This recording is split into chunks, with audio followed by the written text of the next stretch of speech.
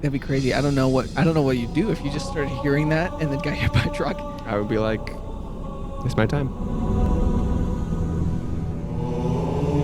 Merry Christmas, everybody.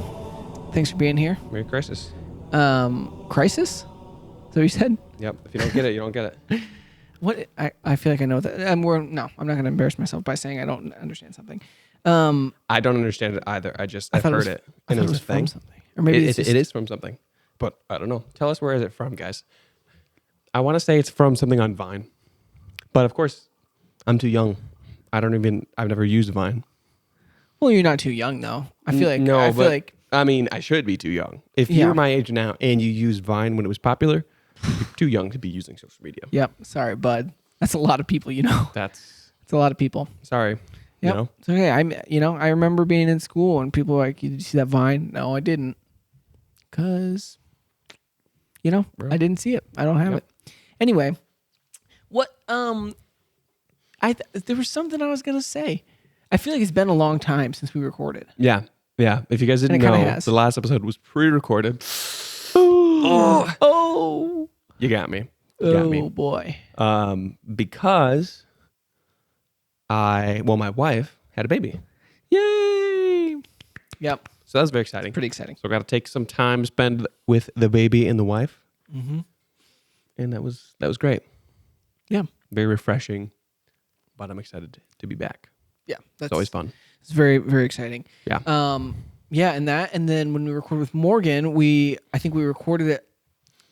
It was still in the usual timeline, but a little bit earlier in the usual timeline that we record things. Yeah, I think it was almost 2 weeks in advance. Yeah, and so it kind of like really had a long gap there. So it's been kind of weird, honestly, but good. Yeah. This time of year is busy. It is. With the holidays and such. We did miss out on Thanksgiving, but shout out my mom. She brought us some leftover Thanksgiving food, and that was incredible. Yeah. Leftover Thanksgiving food? Yeah. Yeah. Turkey? Yeah. Well, turkey, mashed potatoes. Well, she sent me a list of everything that it had, and we got to pick and choose. Mm. And we got turkey, mashed potatoes, green bean casserole? Green bean casserole. Stuffing? No stuffing. Tatum's not a stuffing person. It's hit or miss for me. Sometimes it's good, sometimes it's not. Well, yeah, I feel like that's honestly with a lot of foods. Yeah. For me, depending on who's making it. Yeah. A lot of people don't know how to cook. That's Fun true. fact. Do you call it stuffing or dressing? Leave a comment down below if it's stuffing or dressing. Dressing? Yep, it's a southern thing. Call it dressing. Does it look like the South? Huh? I guess Here? we may have some Southern listeners. I don't know. Shout out. Yeah. We have some international listeners. Shout out you guys. Shout out to you international listeners. Real. Portugal, Brazil. I think those are a couple of them. Yeah, that's pretty cool. Yeah. That's pretty cool. I'm gonna grab the coffee. Some Canadians. Yeah. Which is, yeah. It's like international, but like barely. Yeah. We're neighbors. Real. Yeah, so something significant about this episode is this marks 1 year of the EPC CP. Yes. 1 year of equal parts coffee podcast. That's crazy. That's wild. It's been a crazy journey. Never thought it'd come. Never thought I'd see the day, You didn't think you'd make it? No, I didn't think I'd make it. No. It is kind of funny though. I feel like when we started off, I think about okay, what's our first year going to look like? Or kind of what place is our podcast going to look in a year? Yeah. And so much has changed this year. Oh, yeah. But it is interesting, right around a year, we had some guests on that I think at the beginning we would have been, we still were shocked when we were able to have them on, which was awesome. But I don't think that we would have thought that in our first year, we probably would have some of those big people on, which is very cool. Yeah. Yeah. I know the episode with Morgan Eckroth was very kind of like a milestone, right almost a year. And it was something that at the beginning, I was like, obviously we knew about her, but it was like, okay, you start a podcast. You're like, these people are never going to be on. You're nobody. You're just two guys yapping into mics, and we still are. But it's crazy to think about that. So many people are very open to talk about what they love, which is amazing. But that was an incredible opportunity. So thanks again, Morgan. Shout out if you're listening. Yeah, shout out. Yeah, thinking of our last year, so we started end of last year, right around Christmas time. Yeah. Episode 2 is right in front of the Christmas tree. Yeah, everybody thought it was a Christmas podcast. It was like, it kind of was. Is this a Christmas first podcast? episode, I wore red, you wore green. Yep. And there was like a fireplace in the background. Second episode, but then because of that was like our profile picture and like thumbnail for things. So long. And it was like, is this a Christmas podcast? Yeah.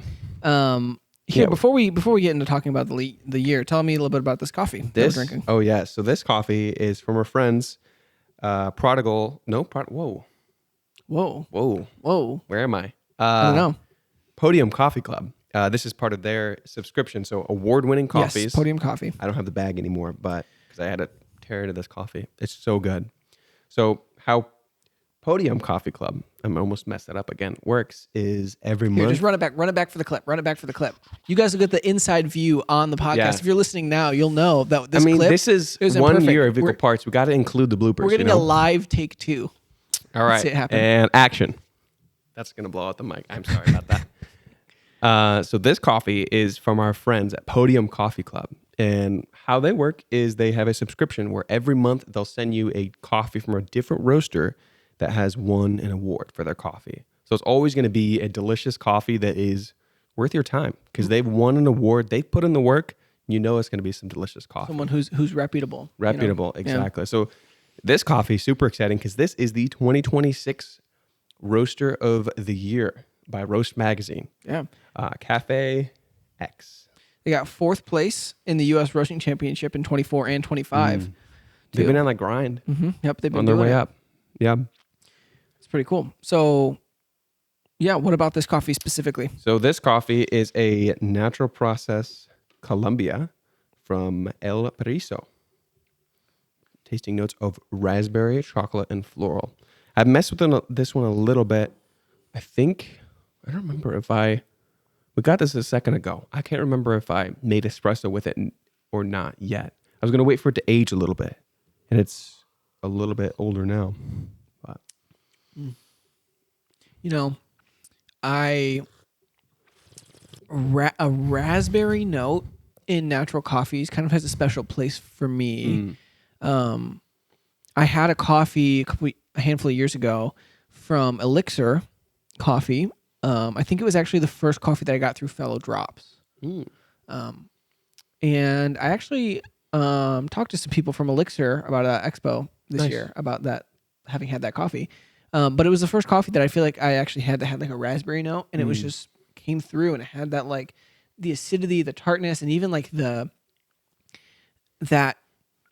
it's gonna sound weird, like that fuzzy mouthfeel of a raspberry. Oh. Do you know what I mean? Like how it has that kind of acidity that makes your tongue tingle, right?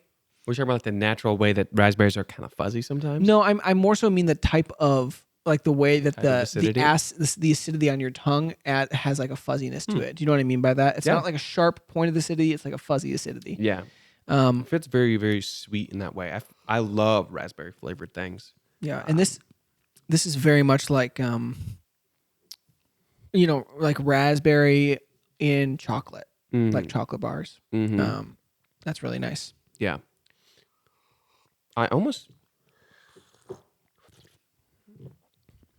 like, the raspberry and the dark chocolate together, like a. I'm trying to think of something that has raspberry in it, like not raspberry cheesecake quite, because that's more thick. Well, honestly, my brain immediately makes the connection of like the, I haven't had them in a long time, but like the raspberry Dove chocolates, they have that like raspberry jammy filling, and and it's like you bite open to it, sweet, and this is like a gusher, but for adults. It's very non-fermenty. Like this isn't very like punch you in the face. Yeah, it reminds me of smooth the Manos Juntas that we have, but this is even more chocolatey. That one has that grape juice note, more acidic. This one's even lighter, even less fermenty. Mm-hmm. Smooth. Real. Shout out. It's good.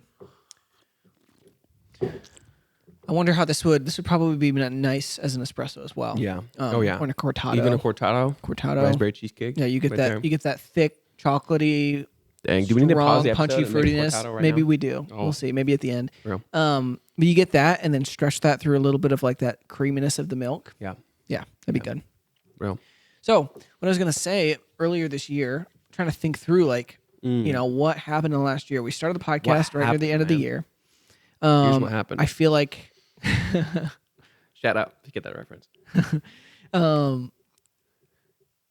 yeah, I mean, this year I started roasting near the beginning of the year. Okay, it was the beginning of this year. Yeah, which is kind of crazy. Yeah, that's crazy. That it seems like such a long time ago, but yeah, also not at the same time. This year is like the longest year of my life.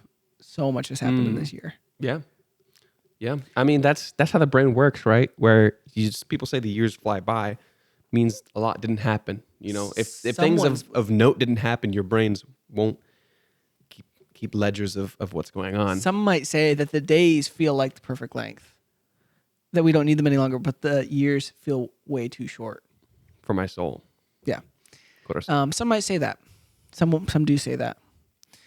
We should figure out how many of 21 Pilots references we have in total across the podcast. Yeah, yeah. Well, we're not even done. That happened this year too, so that'll come up later. But that's later in the year. So, yeah, I started roasting this year. Have never roasted before, but kind of learned under you, and at a certain point was doing the majority, if not all, for some weeks of the roasting.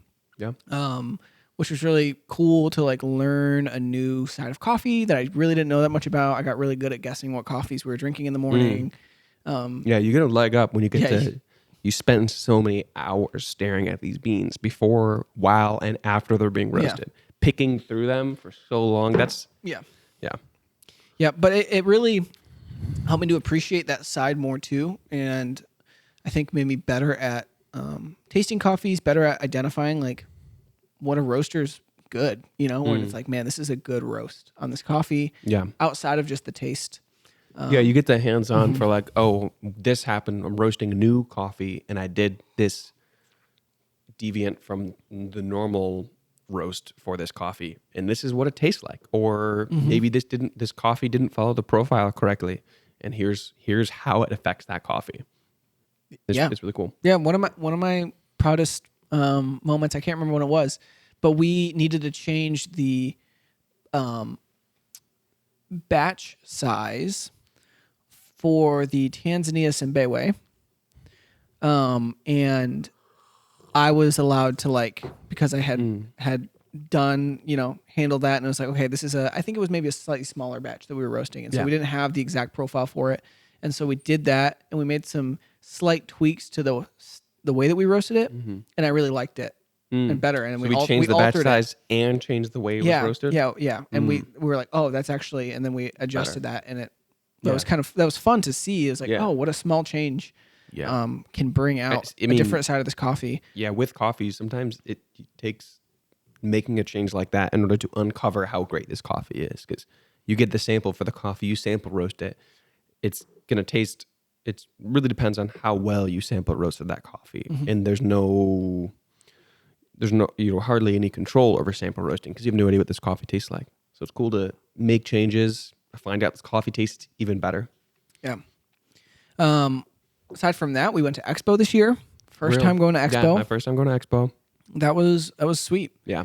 We got to meet a lot of great people. Oh yeah. We got to see a lot of new things. And I think overall kind of be encouraged and challenged at the same time of like, what can we be doing in coffee? Like what's actually out there? Like what are people doing? Whole new world of things that I think that we kind of had an idea of, but just to like really see them in front of you. Yeah. was really cool. You hear about people that are very devout about coffee. That's not the right word, I don't think. But then you get to see it in action of these people who their entire careers, entire businesses, new startups that are revolving around specialty coffee is really cool. To see what people bring to the table, analyze all of that, come back home. And it was almost like an overwhelming feeling of like there's so much we could do better. but you just got to tackle it one thing at a time. Yeah. Well, and I think too, like you have to recognize, all right, yeah, there's so much we could do better, but there's also things that we're doing better than other places. And so there's a balance there too. It's like, okay, it's not like just a dig on yourself. Like it's not just like a dig on yourself. We're not doing this good enough. It's like, okay, we're doing this really well where that place isn't even trying to do that. You know, like say some places that are like, okay, maybe their coffee service is way more like maybe more modern, more forward than ours or the style that we do it. And we like that, but also we're doing a decent food menu and they're not even touching that, you know? So like there's sides of that, but that was cool. And shortly after that, you guys kind of got connected to La Marzocco and you took a training course. Yeah. Shortly after. Yeah. That was very, very awesome. And we've been expanding that wholesale side of being able to offer equipment for people and being able to reassure our wholesale partners, be like, hey, we can install this equipment. We can repair it for you. I mean, I can imagine like that's so much peace of mind. Yeah, so much peace of mind to be able to like, you know, there's somebody who knows what they're doing to help. Because, you know, coffee and especially if you don't know what you're doing, equipment like that, espresso machines, batch brewers can be like hard to think about. Like you're gonna have to do all this maintenance. So yeah, well, it's intimidating and it's a huge financial investment. Oh yeah, and your machine breaks down, your business is not making money. Yeah. Oh yeah, you see all the time. You're like, machine's down, cafe's closed. You know, that's like actively losing money at that point. So it's good to have somebody who knows what they're doing. Obviously, I don't know everything, but between me and my brother and my dad, who has just a lot of mechanical knowledge, we're able to take care of equipment. Well, yeah, and I feel like the most common issues you're going to be able to troubleshoot easily and repair too, which is nice. Yeah. You know? Yeah. I mean, that's the one thing they said at the training in Chicago for La Marzocco is that like you're never going to learn everything. So the best training you can do is go out there and just do it, you know? And I mean, I can attest to that for anything, being able to learn coffee roasting. I mean, heck, that's how my dad and I started was, I mean, a little bit of YouTube, university, and then just hands-on. Yeah. It's a lot of fun that way. Yeah. Were there any other big events that kind of happened before the summer? I'm trying to think. Or was it just kind of... Before the summer? I mean, I guess it is the summer, but Farmers Market. Oh, yeah. First year of Farmers Market was this year. Yep. And that saw a lot of change. It did. There was not a week that went by without something changing. It was crazy, but it was awesome. But I mean, it's a new thing for us and figuring out as we go. Yeah. Well, and I feel like too, when your dad is directly involved in something, he doesn't like things to just work. Like he wants them to be the best they can. Exactly. And so like since he was there kind of doing it, he was like, okay, we can improve this and this and this. And like, I mean, you first start doing something. Change of improvement. You first start doing something and then you just do whatever it takes to make it happen. And then the next week you're like, all right, that was way too much work. And our equipment was not waterproof enough because it rained horribly the first time we were there. So then it was like not all new stuff, but like we got to put stuff in containers that are off of the ground so your coffee bags don't get soaked.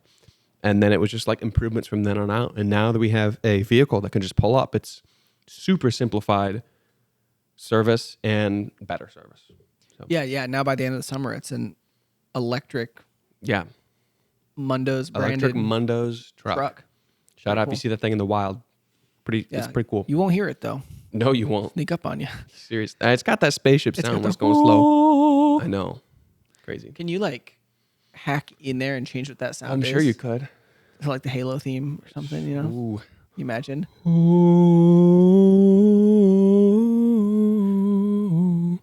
That'd be crazy. I don't know what you'd do if you just started hearing that and then got hit by a truck. I would be like, it's my time. Yeah, so that was cool. Near the end of the summer, honestly, a lot's happened too.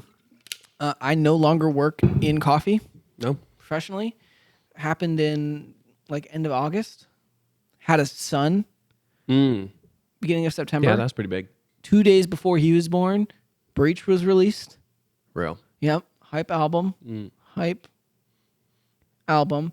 Some would say better than Clancy. Some would say that, but some people don't compare. Yeah. You know, some people just appreciate It's everything. like picking a favorite child. Why put yourself through that? You know, why analyze your children in that way? Yeah. Why analyze Tyler and Josh's children in that way? You know what I'm saying? Anyway. I do. Yeah. So that, and then Jack Baby. Jack Baby. And here we are. Yeah. Had a daughter. Little Millie Vanilli. Honey Toots. That's her nickname. Yeah. Wow. No, not actually. But. Honey Toots. That's so I funny. mean, you'll understand it when you see her. She's so cute. That's so funny. It's so funny to like notice the way that I feel like nicknames develop for baby boys and girls, and the way that you just kind of call them random stuff. Yeah. And then like something sticks. Something sticks. Yeah. You know? I was playing around with Scoots, but doesn't work.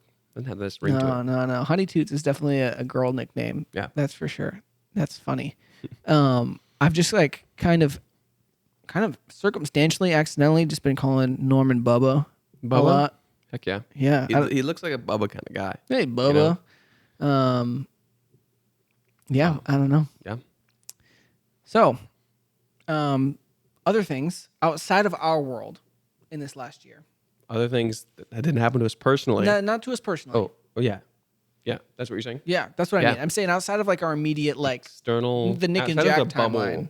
Yeah, the Nick and Jack timeline. I like that. Well, obviously, big thing in the coffee world was coffee prices hit an all-time high, or at least a 50-year high of $4.40 a pound, which is insane, and it had major complications for a lot of different things. Obviously, that affects this. I mean, that is the C market. That affects whether or not farmers want to make their product better. You know, if you're getting paid for a really high price for a mediocre product, you have no incentive to make it better. So it kind of hurt the specialty market in that way, where there was a lot of farmers who backed out of contracts, specialty coffee contracts, and they just pooled all their coffee with somebody else just to quick buck for it. And that may have, I mean, we'll see what the long-term implications of that are. So you think of high prices for coffee, you think, okay, that's just better for everyone involved. And for a lot of people, it was better because farmers are getting paid more. Everyone along the line is getting paid more, but it's not without its... That wasn't a sustainable thing, though. No. Yeah. And then, but the biggest thing is that it fluctuated. You know, it was up to 440, down to 280. So like huge, or even lower than 280. Huge ups and downs. And then tariffs on top of that were just crazy. But luckily... Well, yeah, because I mean, with tariffs, that was... Tariffs on Brazil was a crazy thing because that's where a lot of specialty coffee comes from, the backbones for a lot of blends, because coffee in Brazil is more easily large-scale produced. We're able to produce it cheaper, ethically, and not take advantage of people. You're able to utilize mechanized harvesting, so not everything has to be picked by hand, and still have some excellent coffee that way. So adding that... Sorry, I was just gonna, that's like the foundation for a lot of shops, right? Like that's what they, you need to have a coffee that's a little bit cheaper than your other stuff. You need to have approachable coffee, approachable blends and stuff, and that's where Brazil's the backbone for that for a lot of small businesses. Yeah. I mean, not just big companies. Blends and Brazils and coffees like that are a very great tool for introducing more people to specialty coffees. Here's a delicious coffee, a warm blend that'll invite you in, and then you can explore the amazing world of micro lots and more expensive coffees and award-winning coffees and all of that. But you do need to have those coffees. So that was a huge pain for a lot of people, having to switch to a different origin, trying to make up new blends on the fly. But luckily, we had pre-purchased a huge amount of Brazil before tariffs went into effect. So the coffee had landed into the U.S. before they took place. So we, at Mundo's, didn't actually, that's why you didn't see the prices of the blends go up, or even a lot of the single origins, because we were able to secure those coffees before the tariffs hit. And now the tariffs on Brazil have gone away completely. So we're able to get some more Brazil. Well, and initially, so it was for specialty coffee in general to be exempt from tariffs. because or just coffee in general. Sorry, yes, coffee's what I meant. Coffee to be exempt from tariffs because there's just not a market in the United States, right? Like there's some coffee that grows in Hawaii, but not enough to sustain the market, and not of really any decent quality. Yeah. I mean, Hawaii makes decently good coffee, but like I've had a few samples. None of them were worth the price point. It's very expensive. It's very expensive, and it's not as good. Like there, you might be able to get like some good coffee, you but some hate for that. But well, some people swear by Kona coffee. Well, so anyway, just lost all of our Hawaiian listeners. To be fair, I haven't actually had that much, and a lot of it was already roasted, and so it would probably be a different story to an extent if you was able to get green coffee and try it and roast it how you saw fit. But anyway, the point of that being that's not sustainable, right? Like there are certain things that yes, you want them to be internal, right? Like our country can produce them; they should be. Coffee's not one of those things ultimately that can sustain the amount that we use and the price point that people expect it to be at, honestly. Yeah. So there was a push for that to be exempt from tariffs, which happened, but that didn't apply to Brazil. Yes. So it went through, but it didn't apply to Brazil. A lot of political tension in Brazil. That's why. But. Yes, and because the administration's been using the tariffs for a number of reasons, but specifically, I think to kind of push changes where they want them, and it's worked. I mean, we saw there were tariffs on Colombia, and they lasted for like a week, maybe less, a few days sometimes, where it was like a massive tariff, and it was like, oh no, and then it went away because they made the change that they wanted to see. So, right, like while that was working for all these small coffee shops that are in the United States, it was like, what is happening? Like, what are we going to do? Because it was so unpredictable. Is insanely hard to navigate. Yeah. And even for coffee traders, talking to your roaster clients and like, I don't know what the price is going to be tomorrow. You never know. Yeah, I mean, or even in an hour. Like they were changing hour by hour. You were just waiting. I remember a lot of times checking in on a coffee. It's like, that's too much right now. Check in the next day. You're like, okay, let's get some of this booked because this is a much better price point. Tricky. Yeah, just like talking to Ben Martin about his experience with that, because he, if you didn't watch that episode, you should. But Ben Martin is a friend of ours who is a middleman. He does importing, and that's just very complicated for them. Like importers, like across the board, thank you for like everything that you did. Yeah, holding down the fort, because honestly, like. It's like a don't shoot the messenger kind of thing for a lot of importers. Here's the Brazil you ordered a week ago. It's twice as much now. Sorry. Well, and honestly, like they had to deal with a lot of frustrated people. Oh yeah. For things that weren't their fault or things that were totally out of their control. I know we got some coffee from Ally, and we had booked the coffee, and then once we went to pay, it's like, oh, here's this tariff on top of it, and we were like, what the heck? It's huge. Yeah. And obviously, we had signed the contract, but that different companies took different approaches to communicate how those tariffs would hit. So that was tricky, challenging, and just challenging for everybody along the way. And now that's gone. Yes, which is good. I think coffee should be exempt. It was down to like 40%, and then down to 10% tariff, and then they've been removed completely from Brazil, which I think is a win across the board because. Can't grow coffee here, so there's no incentive for it. Yeah, tariffs have a certain value, but it just doesn't work with coffee. Yeah. What else? Is there other big things? Because of the instability of price, and this is specifically talking about Arabica coffee, which all specialty. I don't know about that now, but most specialty coffee is Arabica coffee. But I guess I'll explain it really quick. But in the coffee plant, there are two main species. There's Arabica, which is the more specialty, the smaller bean, lower in caffeine, a little more delicate, but most people will say better quality, better flavor.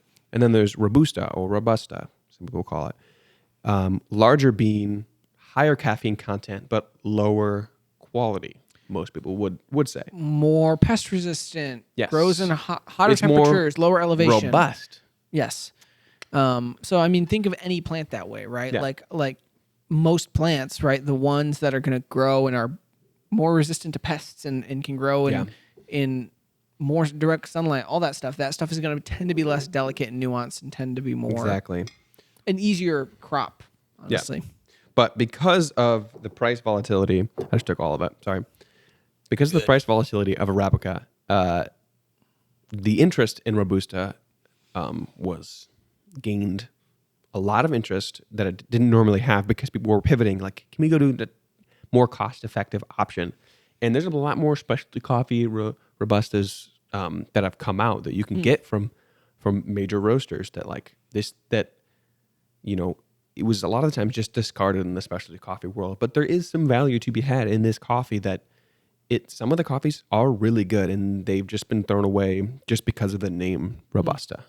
So I think that's probably just because they weren't needed. You know what I mean? Like there wasn't a demand for it, you know? Yeah.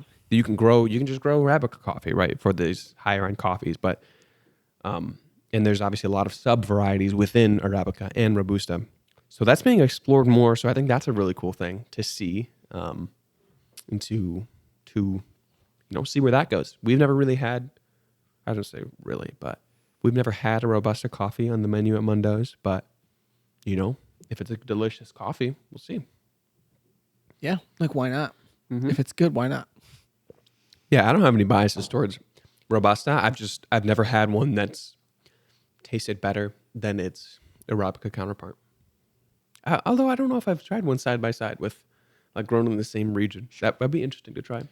Yeah, because Robusta is largely produced in Brazil, Vietnam. Yeah, there's a lot of the commodity coffee, so a lot of Folger stuff. I mean, it makes sense. You're going to have a cheaper coffee, easier to make. It's more resistant. It has more caffeine. Like, why wouldn't you use this coffee?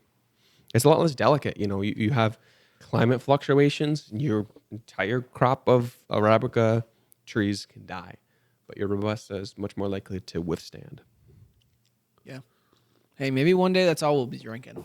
That would be sad. A whole half of the coffee genome just destroyed. Is what you're saying? Yeah. Or are you saying it would just be better? And Arabica no, just like coffee destroyed. That's like crazy. Like Interstellar style. We'll have to see.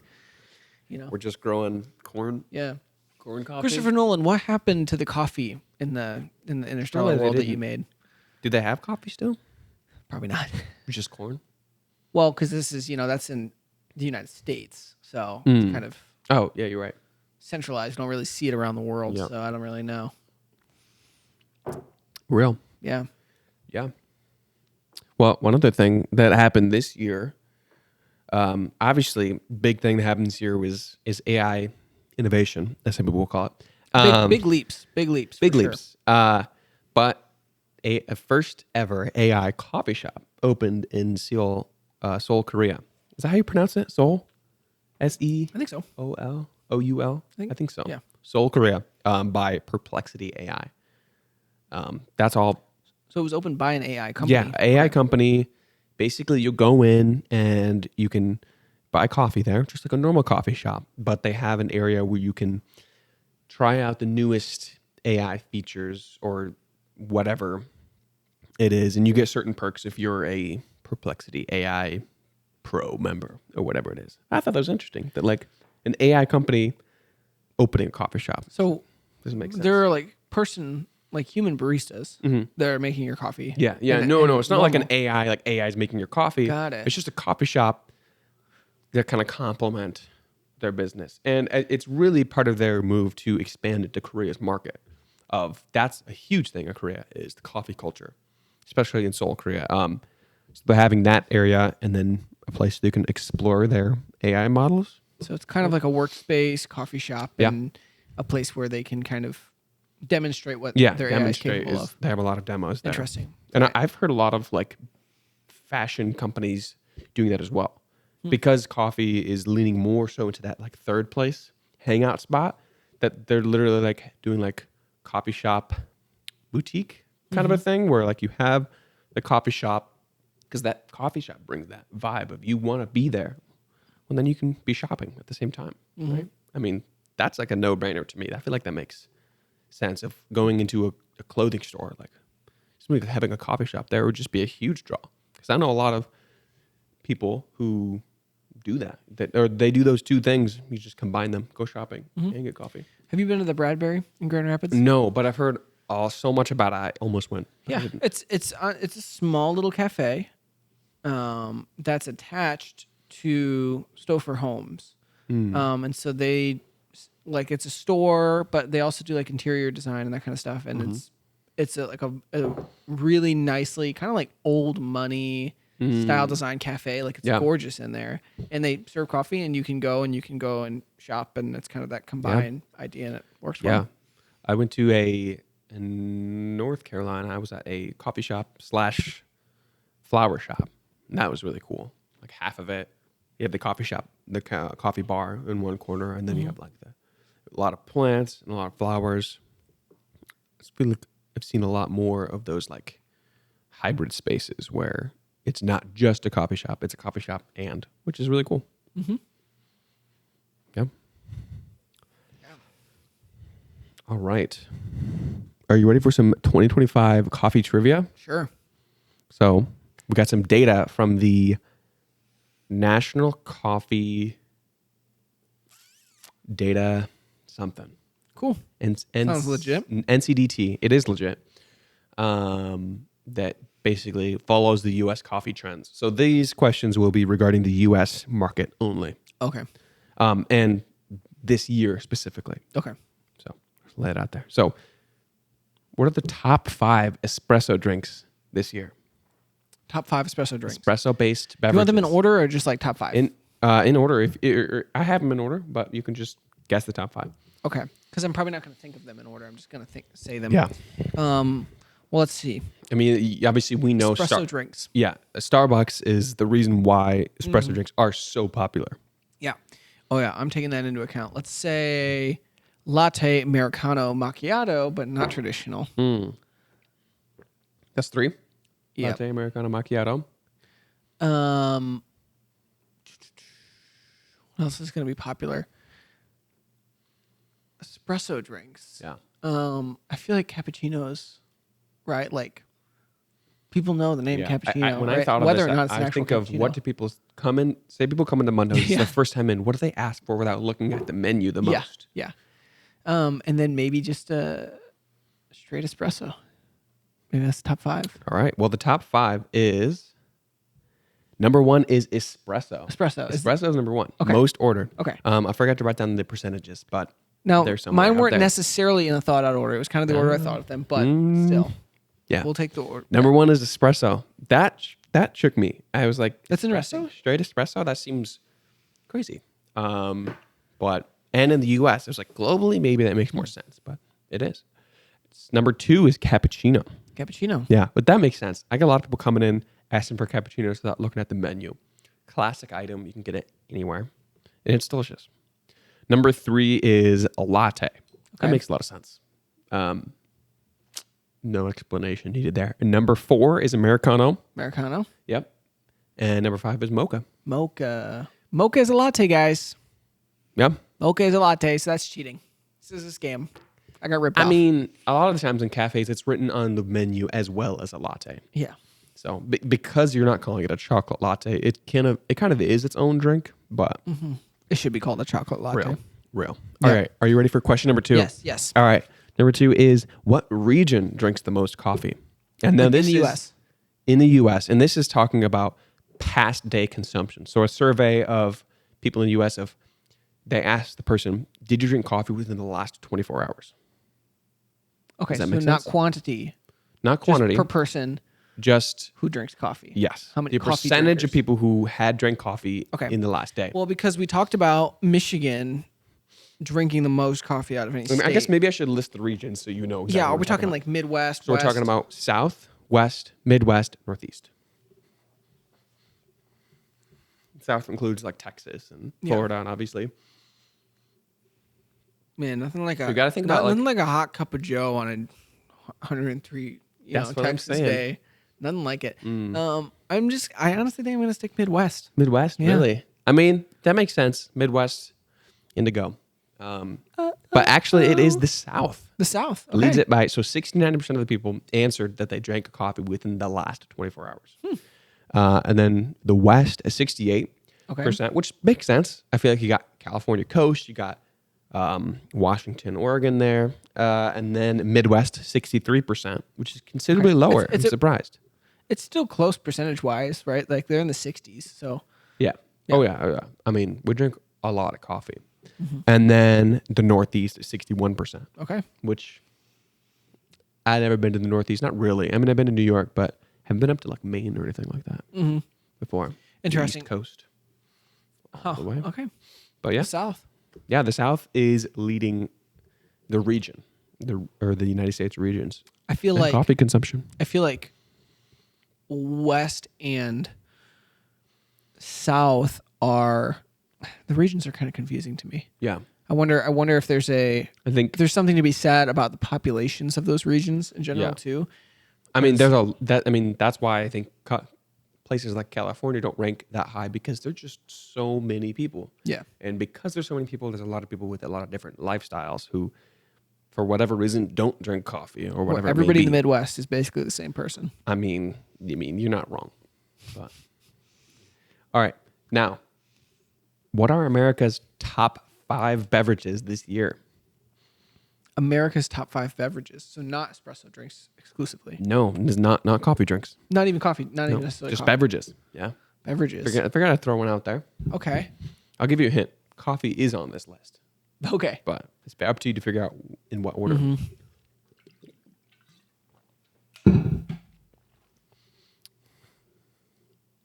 Okay. Well, I'm trying to think. So I'll give you another hint. Okay. Well, just clarifying question, I'll right? give you another hint. Okay.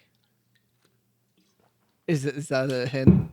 Yep. I'm gonna spill it everywhere. Water's a beverage? Water is a beverage. It is. Yeah. Okay. Well, it's not on the top 5 of America. No, people don't drink water. No, it definitely is. But okay. Is it like? Are we talking soda, pop, or is it like specified? Not brands. No. Not brands. Okay.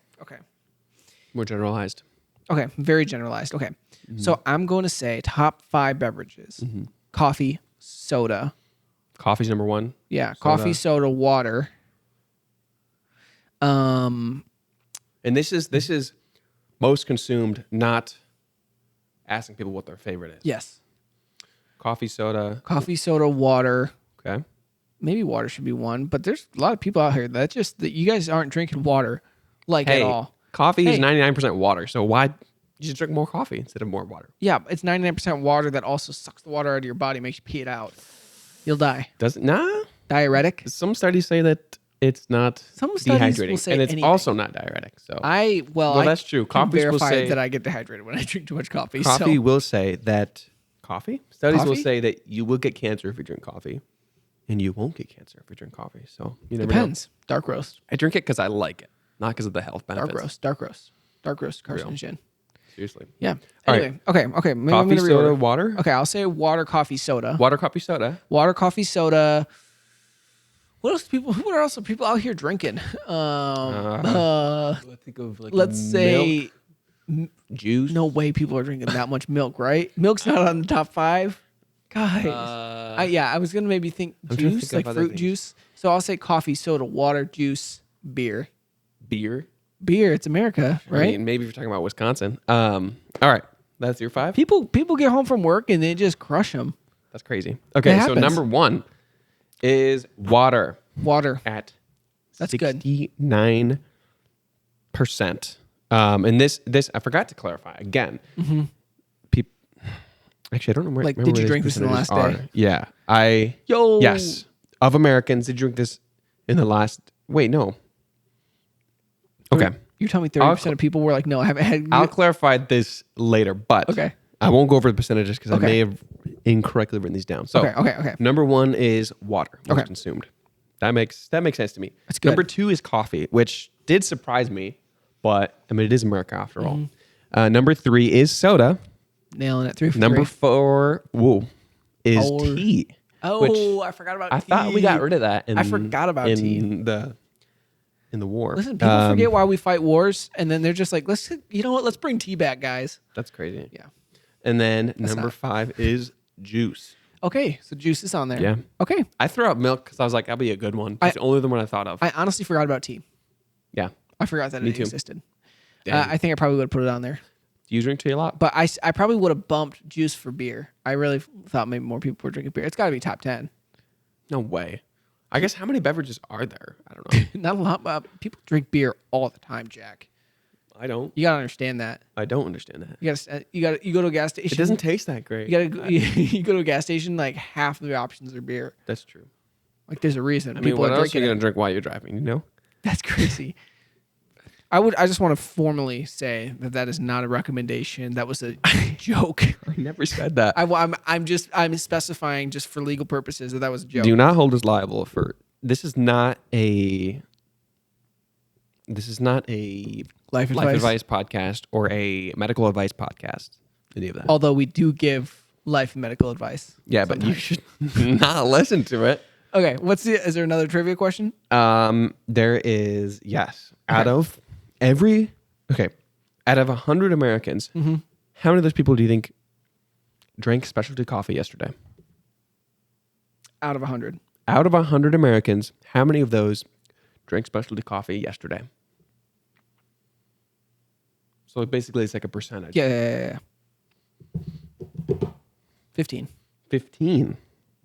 46. 46? 46. Specialty coffee has been on the rise. Whoa. And this year was actually the first year that I think it was a certain month. I don't remember what it was earlier in the year. That specialty coffee consumption overtook traditional coffee consumption of like a 50 or like a percentage of Americans who drank coffee. It was like 40-some%. And then traditional coffee was even lower than that. And then, of course, people who don't drink coffee at all. Come on, folks. Yeah. So you guys are showing up. At least in the surveys. We'll see. Survey says. But that surprised me. 46% or 46% of people that drank specialty coffee yesterday. That's surprising. Yeah, that's a lot. All y'all's. I would have never guessed that high. Clearly I didn't. That is it for the trivia segment on my end. Okay. You got any questions for me? Any question for you? No. I had something I was thinking of. I just can't even remember it. No, it's gone from my brain. Yeah. Wow. It's crazy. It is crazy. So, well, I guess, Christmas is coming up. Yeah. What, this is coming out on the 15th? Sure is. 15th, that's almost Christmas, guys. Yeah. Almost Christmas. That's like already beginning the 12 days of Christmas. Yeah. Advent is upon us already. It already started, guys. You're missing it. If you haven't... Onyx forgot to send us the Advent box next year. That's okay, guys. That's okay. That's all right. I would actually love that Onyx Advent calendar. It's just the box alone. Holy crap. Yeah. The packaging's insane. It's very nice. It's a little above my budget. Oh yeah. They had like a page on the website where you could it was really weird. You could click a button, and if once the certain button clicks on that page were reached, they would give away 10 Advents. So I clicked it a bunch of times. Yeah. Is it eligible to use your health savings account on it? I don't think so. Good luck. I need this for my well-being. For my well-being. I mean, honestly. Yeah, that looks fun. They teamed up with Bicycle for that? That's crazy. Like the card company? Come on now. They did? Yeah, for a custom Onyx card deck of cards that comes with it. That's cool. So each card has one of the coffee, like an ace is a certain coffee and it talks about the coffee on that card. That's cool. It's like Onyx and Bicycle. Collaboration. But that ain't 52. No, well, full deck. I mean, I think it's each number, So even if it's an ace of spades or an ace of hearts, it might be the same coffee. Got it. Because there's, 2 through 10, Jack, Queen, King, and an ace. So Jack? That's cool. Yeah. We should plan out like Yeah, we could do like a 12 days of coffee, maybe not a whole Advent. Talk about Mundos? Or Mundos or us. Compilation. Get them together. I don't know how we do that, but Mundos that'd be cool, honestly. Yeah. 12 days of coffee. If you kept it smaller, it wouldn't have to be quite as expensive. A little bit more approachable. That could be. How much is the Onyx Advent? Oh, quite a bit. Because it's a decent amount of coffee in each.